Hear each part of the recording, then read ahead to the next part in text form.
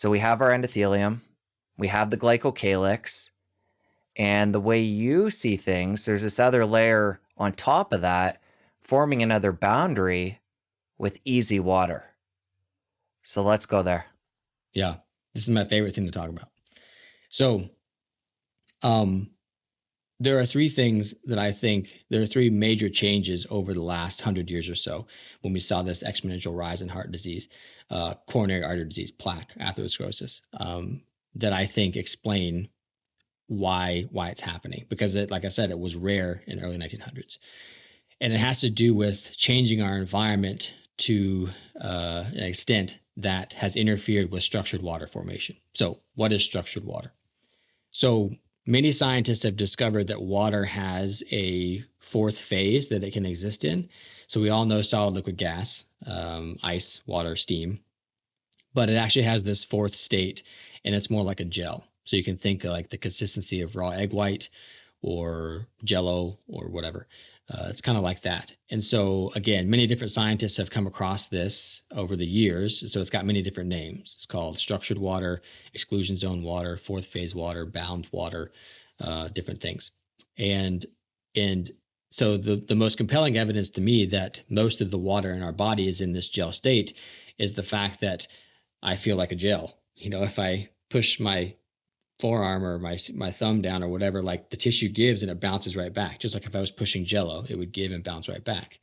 And so they have shown in the lab of Dr. Gerald Pollack and many other scientists have found that there's this cell-free layer next to the lining of the artery that no red blood cells or anything really penetrates. It's right next to the lining of the artery.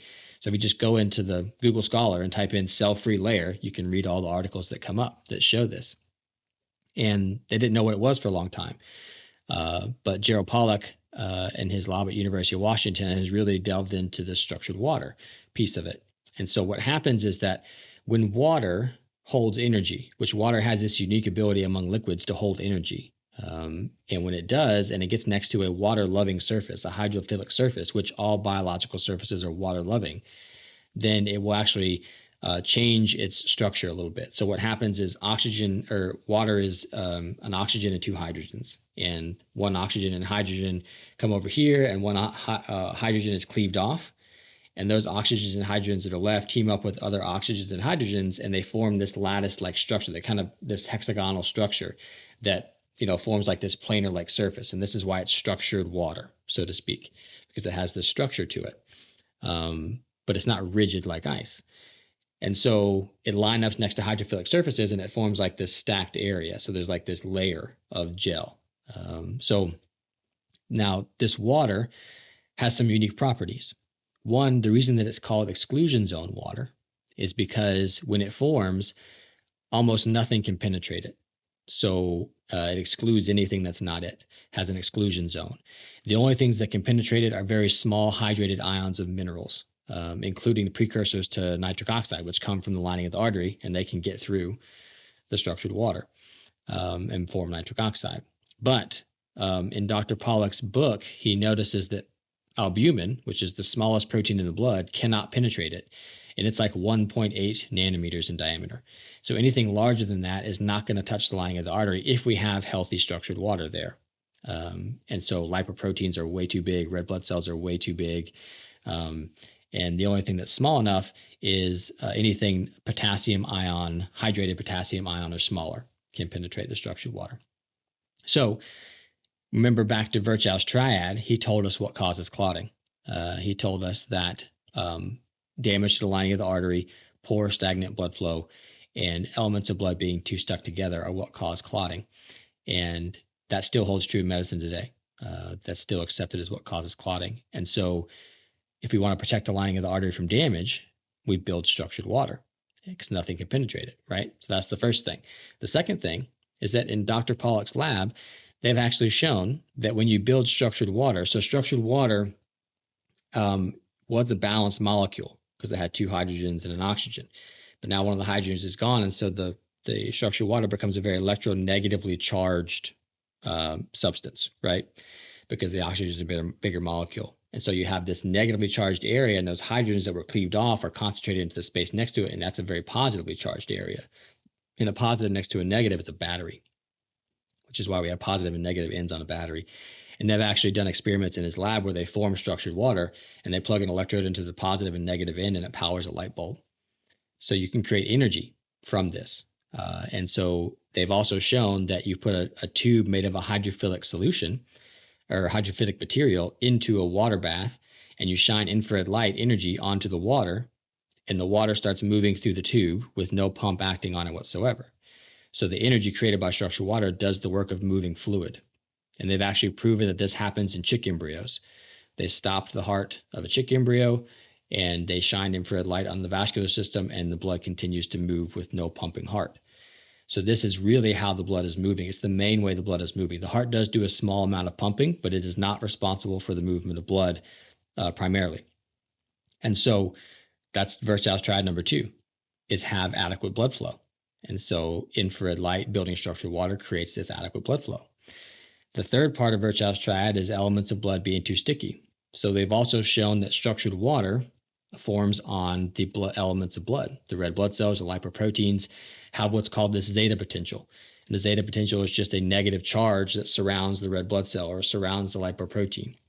And things that have like charges repel each other. So if everything holds their negative charge of structured water around it, they're never going to clump together, right? And one of the biggest risk factors for heart disease is what's called an ESR test, which is a measurement of how likely that your red blood cells are going to stick together. And if you build structured water on them, they're very less likely to stick together. And so that keeps the blood very thin, so to speak, less viscous. And we're keeping the blood thin, not by interfering with clotting factors like a blood thinner does, but by building structured water on the arteries. And so that's Virchow's triad number 3. That's how we prevent clotting, right? And we build structured water in the arteries. So what's the number one thing that builds structured water? There's lots of things that do, but the number one thing is, based in Dr. Pollack's lab, is infrared light exposure. And the reason this makes sense is because the sun, anytime it's up, is 40 to 50% infrared light. So humans and all life is supposed to be outside. So what has happened over the last 100 years? 3 things. Those 3 things are, in the 1950s, we invented fluorescent light bulbs. So we went away from incandescent, which are high in infrared light. And we were also using fire before that, and sunlight. We were outside a lot. So we moved indoors under this bright fluorescent light, which is void of infrared light. So we compromised our ability to make structured water, and that's the protection from the clotting that is atherosclerosis. So that's step number 1. You remove the protection, or at least decrease the protection, because of our lack of exposure. Second thing is we added in all these toxin exposures and processed food diets. That's what happened in the 50s. Right? We started having this processed foods and all these different ingredients. And even before that, seed oils were added like in the early 1900s. So that didn't help. So then we added insult. We removed the protection, added the insult. Now we're getting inflammation to the lining of the artery, damage to it. And we're also not getting very good blood flow because infrared's not there creating the blood flow in the structured water. The third piece is once we've caused the damage, we created an epidemic of diabetes. And insulin resistance and poor metabolic health, really, which can be present well before you're diabetic. And insulin signaling and melatonin levels are critical for the healing of the artery once the damage has happened. So if you interfere with those things, you take away the protection, you add the insult, cause the damage, and then you interfere with the body's ability to repair it, you get this epidemic of cardiovascular disease, which is the number 1 prevalence and number 1 cause of death in the world. Is cardiovascular disease. And that's exactly what's happened. It's a combination of all those things. And so when you think about it like that, and you learn about what else is in the blood, looking at lipids and trying to micromanage a lipid panel sounds ridiculous. And it is. And this is where it's gotten us. You know, heart disease is still the number 1 killer, even though people are taking all these statin drugs and everything, because they're totally ignoring the actual causes of heart disease, which is basically low energy to the body and lack of structured water formation.